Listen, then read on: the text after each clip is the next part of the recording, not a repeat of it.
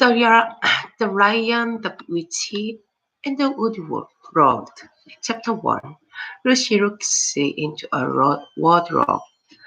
Once there were four children who named were Peter, Susan, Edmund, and Lucy. This story is about something that happened to them when they were sent away from London during the war because of the air raids. They were sent to the house of an old professor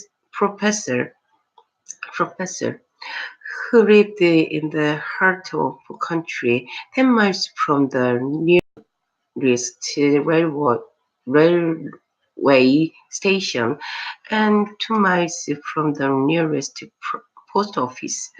He had no wife, and he lived in a very large house with a housekeeper called Mrs. McCurdy and three servants.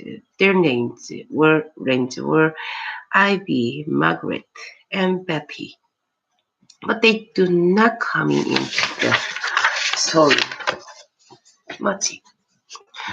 Himself, he himself was a very old man with this surgy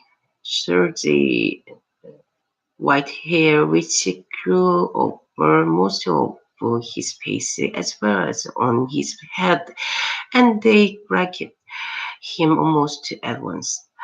But one on the first evening when he came out to meet them at the front door, he was so odd looking that Lucy, who was the youngest, was a little afraid of him, and Edmund, who was the next youngest, wanted to laugh and had to keep on pretending he was blowing his nose to hide it.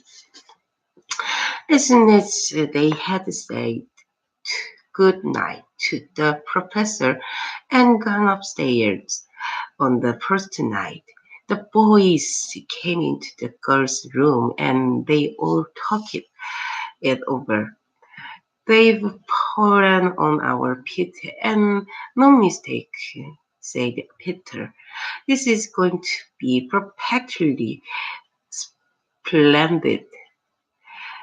That old chap will let us do anything we like. I think he's the old dear, said Susan. Oh, come off it, said Edmund, who was tired and pretending not to be tired, which always made him bad tempered. Don't go on talking like that. Like that? Like what? Said Susan. And anyway, it's time to you were in bed. Trying to talk like mother, said Edmund. And who are you to say when I go to bed? Go to bed yourself. Hadn't we all better to go to bed? Said Lucy. There's sure to be a row if we were here talking here. Here, the talking here. No, there's one, there won't, no, there won't, said Peter. I tell you, this is the sort of house where no one's going to mind what we do anyway. They want hearers. It's about 10 minutes walk from here down to that dining room. And any amount of stair and the passage in between. What's that noise? Said Lucy suddenly. It was a far larger house than she had ever been in before, and the sort of all those long passages and the row of door leading into empty room was beginning to make her feel a little creepy. It's only a bird, silly, said Edmund. It's an owl, said Peter. This is going to be a wonderful place for bird. I shall go to bed now. I say, let's go and explore tomorrow. You might find anything in a place like this. Did you see those mountains as we came along? And the woods. There might be eagles. There might be snake. There will be hawk. Bad girls, said Lucy. Foxes, said Edmund. Rabbits, said Susan. But when next morning came, there was a steady rain pouring, so thick that when you looked out of the window, you could see neither the mountains nor the woods nor even the stream in the garden. Of course it would be raining, said Edmund. They had just finished their breakfast with the professor and were upstairs in the room he had set apart for them, a long low room with the two windows looking out in one direction and the two in another. To stop grumbling, Ed, said the son. 10 to 1, it will clear up in an hour or so. And in the meantime, we are pretty well off. There's a wireless and lots of books. Not for me, said Peter. I'm going to explore in the house. Everyone agreed to this, and that was how the adventure began. It was the sort of house. Then you never seem to come to the end of. And it was full of unexpected place. The first few doors, they tried to lead only into spare rooms, as everyone had expected that they would. But soon they came to a very long room full of pictures, and there they found a suit of armor, and after that was a room all hung with green, with a harp in one corner, and then came 3 steps down and 5 steps up, and then a kind of little upstairs hall, and a door that led out onto a balcony, and then a whole series of rooms that the that ran into each other and were lined with books, most of them very old books, and some bigger than a Bible in a certain some bigger than a Bible in a church. And shortly after that, they looked into a room that was quite empty, ex- except for one big wardrobe. The short, the short that has a looking glass in the door. There was nothing else in the room at all except a desk, the blue bottle, in the windowsill. Nothing there, said Peter, and they all trooped out again, all except Lucy. She stayed behind because she thought it would be worse while trying the door of the wardrobe, even though She felt almost sure that it would be rocket. To her surprise, it opened quite easily, and two mouse balls dropped out. Looking into it looking into the inside, she saw several coats hanging up, mostly wrong coat. There was nothing Lucy liked so much as the smell of pure pearl. She immediately stepped into the wardrobe and got in among the coats and rubbed her face against them, leaving the door open, of course, because she knew that it is very foolish to shut oneself into any wardrobe. Soon she went further in and found that there were a second row of coats hanging up behind the first one. It was almost quite dark in there, and she kept her arms stretched out in front of her so as not to bump her face into the back of the wardrobe. She took a step further in, then two or three steps away, expecting to peer woodwork against the tips of her fingers. But she could not believe it. This must be a simply enormous wardrobe. So Lucy, going step further in and pushing the soft fold of the coats aside to make room for her. Then she noticed that there was something crunching under her feet.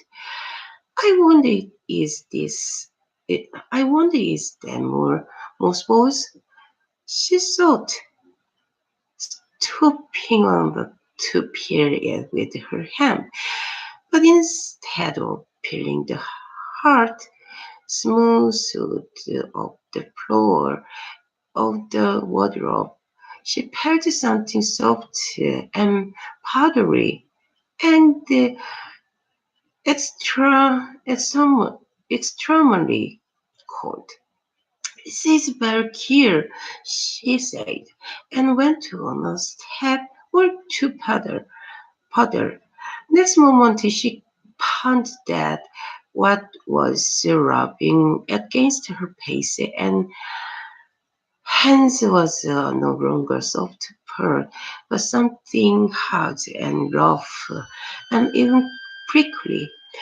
"Why, it is just like branches of trees," exclaimed Lucy, and then she saw that there was right ahead of her, not a few inches away, where the back of the wardrobe ought to have been, but a long way off. Something cold and soft was pouring on her. A, mount, a moment later, she found that she was standing in the middle of a wood at night time with snow under her feet and snowflakes falling through the air. Lucy felt a little pretended, but she felt very inquisitive and excited as well. She looked back over her shoulder. There between the dark tree trunk, she could still see the open doorway of the wardrobe and even catch a glimpse of the empty room from which she had set out. She had, of course, left the door open, for she knew that it is a very silly thing to shut oneself into a wardrobe. It seemed to be still they right there. I can always get back if anything goes wrong.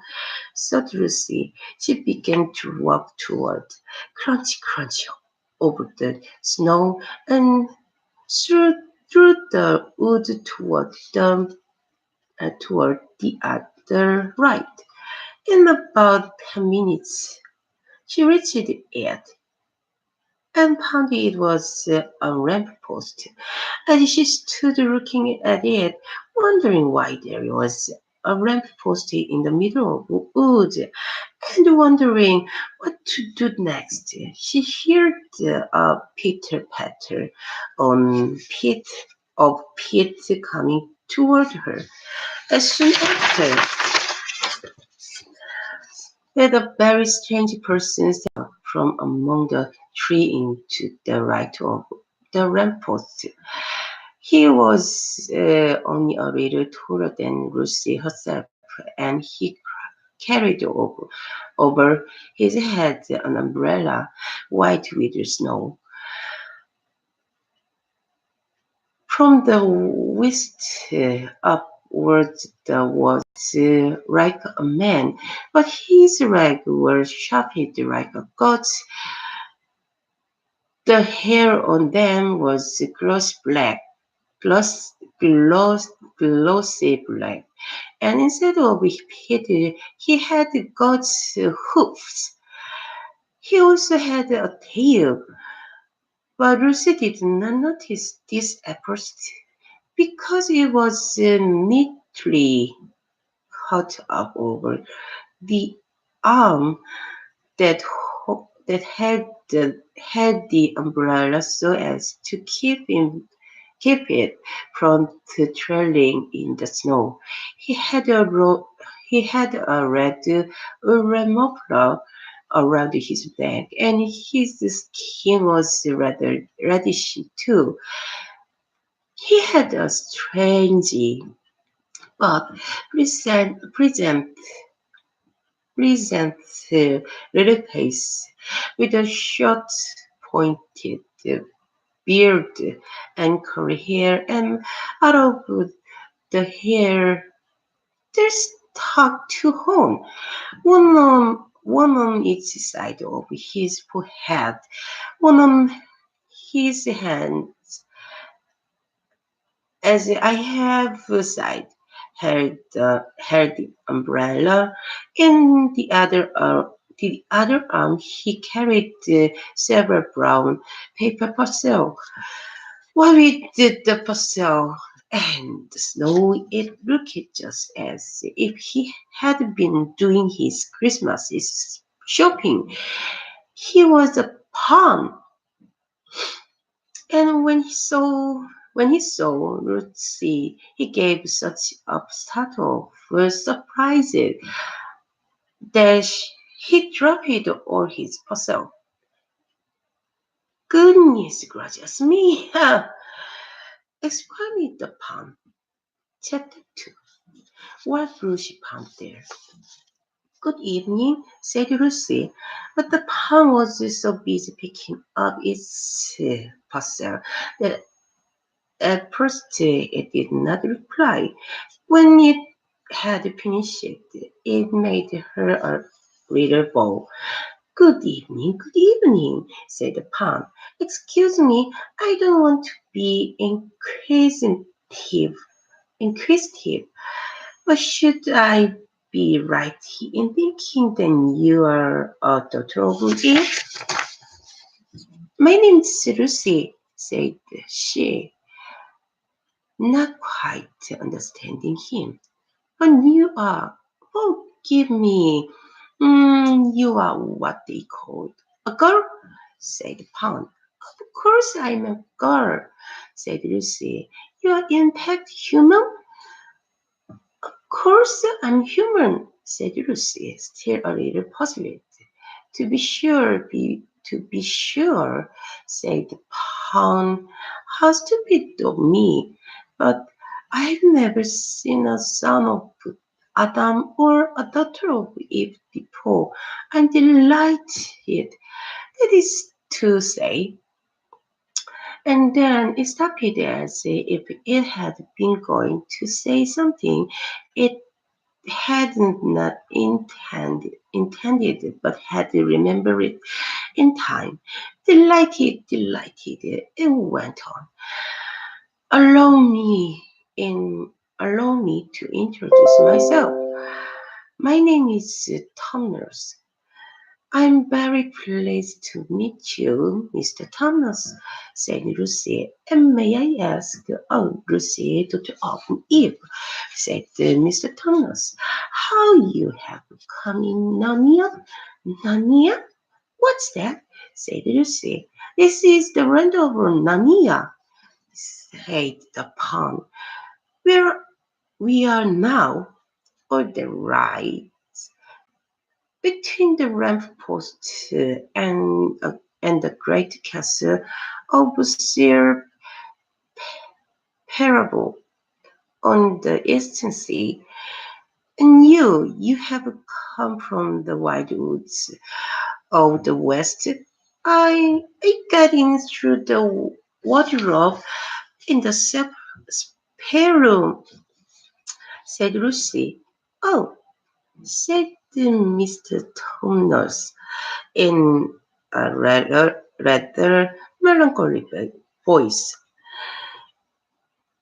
If only I had worked here harder, yes, if only I had worked harder at geography when I was a little pawn, I should know, I should know, got to know all about those strange countries. It's too late now. But they aren't country at all, said Lucy, almost laughing. It's only just back there and rest.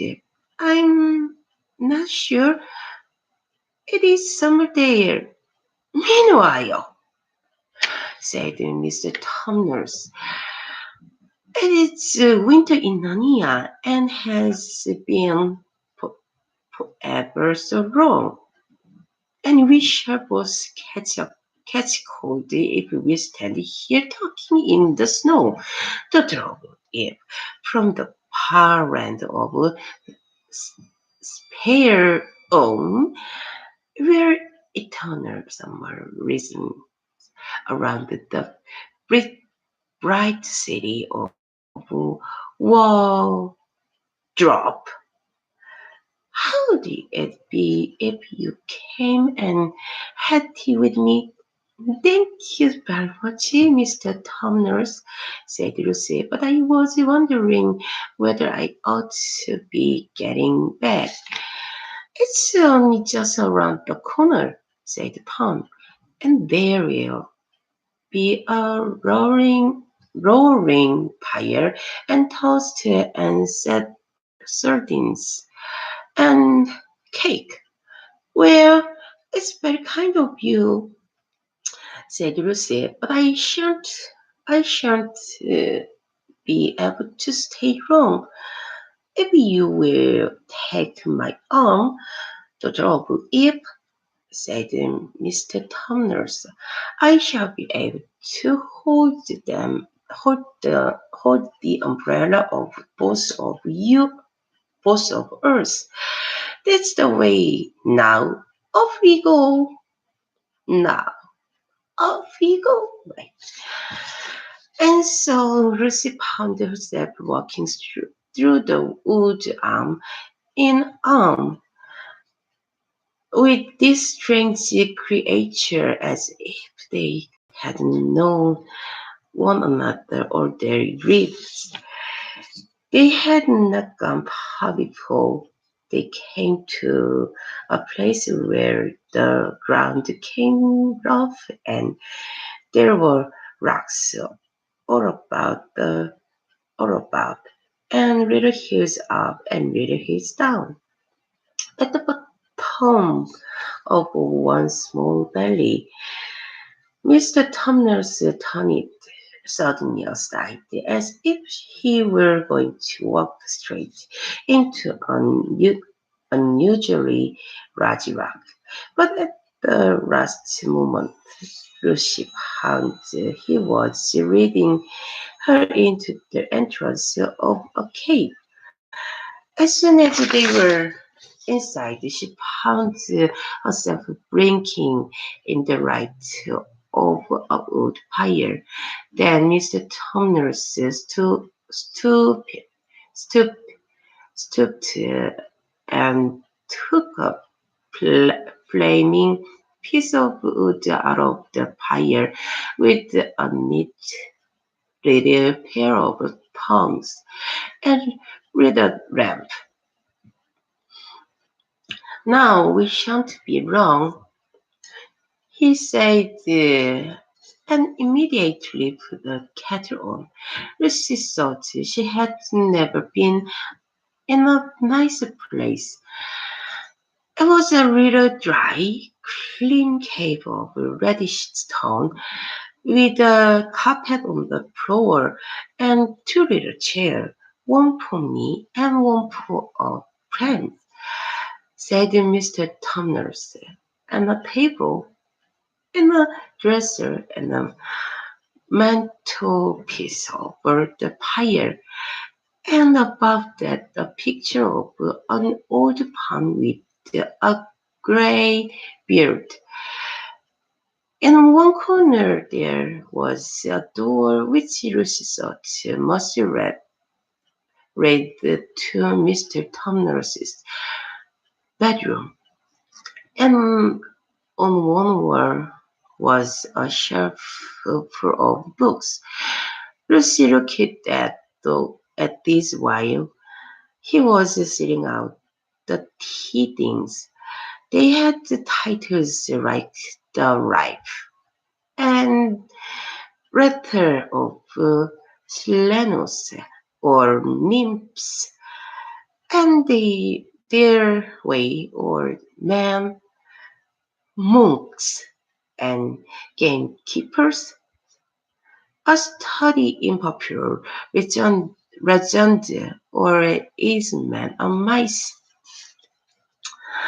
"Now, daughter of Eve," said the palm, and really it was a wonderful tea. There was a nice brown egg lightly boiled for each of them, and then served on toast, and then buttered, buttered toast, and then toast with honey, and then a sugar topped cake. And when Lucy was tired of eating, the pawn began to talk.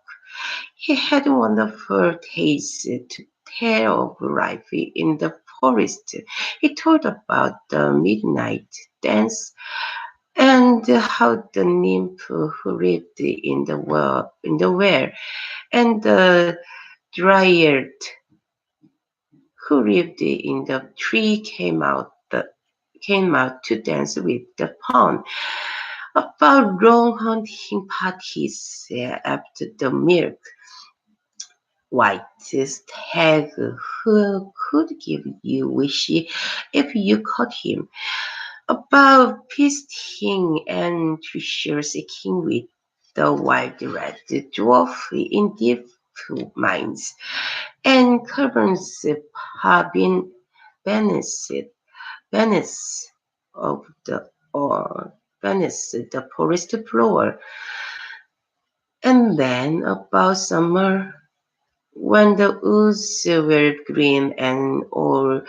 Silanus on his pet donkey would come to visit them, and sometimes Bacchus himself.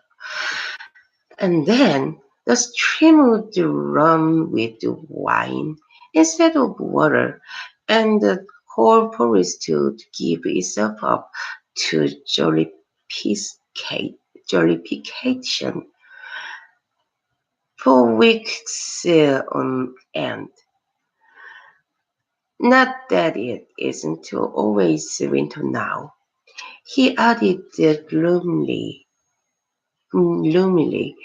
Then to cheer himself up, he took out from its case on the dresser a strange little flute, then looked as if it were made of straw and began to play. And the tune he played made Lucy want to cry and laugh and dance and to go sleep all at the same time. It must have been hour later when she shook herself and said, "Oh, my Tumners, oh no, oh, Mr. Tumners, I'm so sorry, stop you, and I do love that tune, but really, I must go home. I only meant to stay for a few minutes. It's no good now, you know," said the pond, laying down its fruit and shaking its head at her very sharply. Okay.